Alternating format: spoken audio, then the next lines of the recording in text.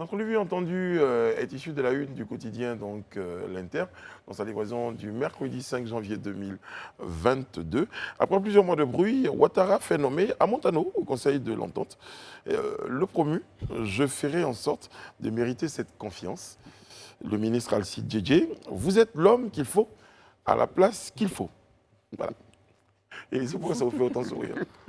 Ça fait sourire aussi, monsieur le ministre.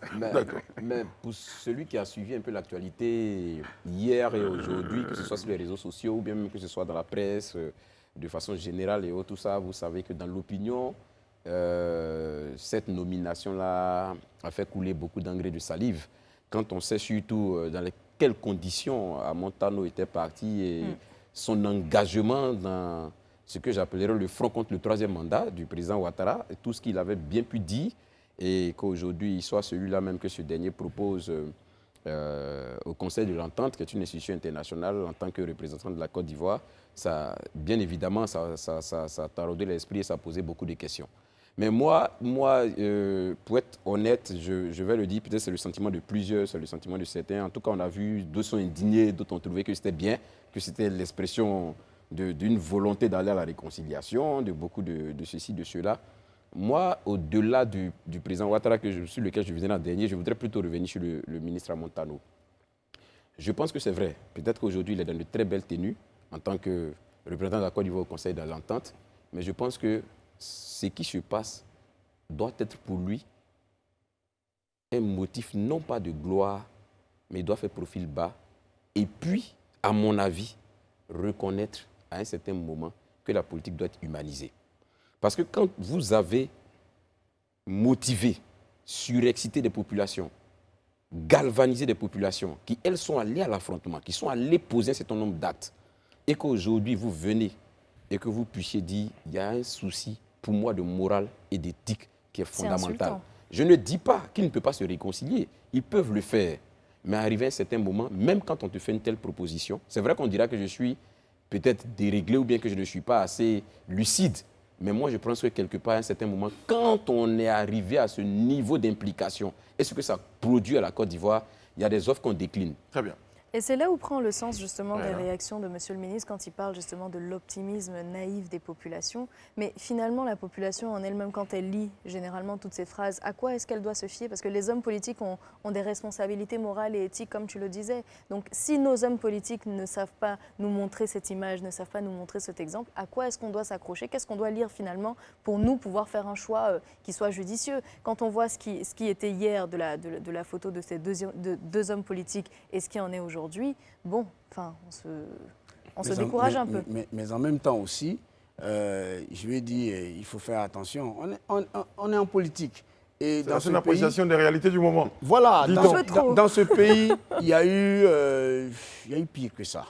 Voilà, dans ce pays, il y a eu pire que ça. Il y a eu FPI, RDR. Mais est-ce parce qu'il y a eu pire que ça qu'on doit féliciter ça? Non, je veux dire, moi j'ai lu la levée des boucliers donc à l'endroit à Montano, mais moi vraiment mon sentiment c'est que c'est normal. C'est-à-dire que dans ce pays, on a entendu pire que ça, on a déchiré des cartes d'identité, on a dénié à des gens.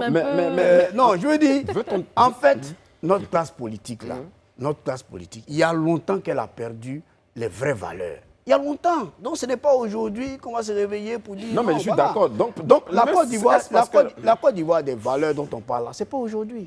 Ce n'est pas aujourd'hui. Et personne n'est exempté. Et là, lui encore, moi, je l'encourage parce que mais les gens ne savent pas. Mais ils ont une vieille amitié. Peut-être que leur amitié au-dessus des clivages politiques qu'ils peuvent rencontrer. Voilà, peut-être que leur amitié est au-dessus. On ne sait pas où ils se connaissent. On ne sait pas comment ils sont connus. C'est pourquoi je dis un problème d'éthique et de morale. Parce que quand tu as une vraie amitié, tu ne peux pas arriver à un certain niveau de prise de parole comme ce qu'on a vu et aujourd'hui revenir faire profil. C'est ce que je dis. Donc, en tant qu'homme politique, il y a la nécessité, vous avez aussi cette responsabilité d'éduquer les masses. Et éduquer les masses, c'est l'éthique, c'est la morale, c'est ce qui est... On a entendu votre point de vue. Donc, finalement, qui est le coupable? Mais on n'a pas entendu celui qui est le plus grand coupable? On va revenir à cette question. Voilà, Monsieur le ministre, comment vous appréciez l'ensemble de... Cher ami, vous savez que moi, j'étais leader de parti politique. J'avais le PARI, le Parti africain pour la Renaissance, africaine, ivoirienne surtout.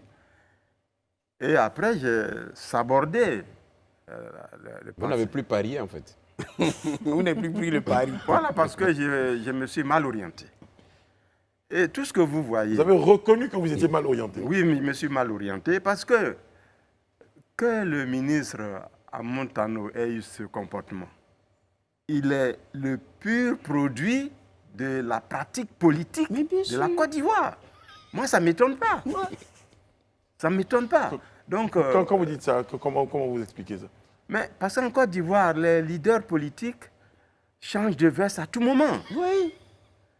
Il suffit seulement qu'on te donne un poste. Mais comment un ministre peut uniquement se vendre parce qu'il va avoir un poste? À Montano, il faut reconnaître que son discours qu'il a eu au stade Houphouët-Boigny, ce n'est pas un discours politique. C'est une haine contre une personne.